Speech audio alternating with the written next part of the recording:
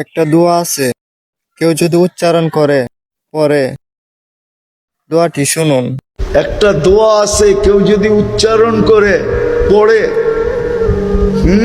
আল্লাহুম্মা লাকাল হামদ কামা ইয়ানবাগি লিজালালি ওয়াজহিক ওয়া আযীমি সুলতানিক, এতটুক যে পড়লো, উচ্চারণ করলো, মনে মনেই পড়লো, ফেরেশতা জিজ্ঞাসা করে আল্লাহ কি সওয়াব লিখবো?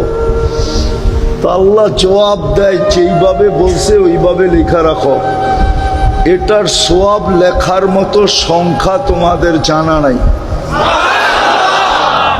ফেরেশতাই সংখ্যা জানে না, আল্লাহ জানান নাই।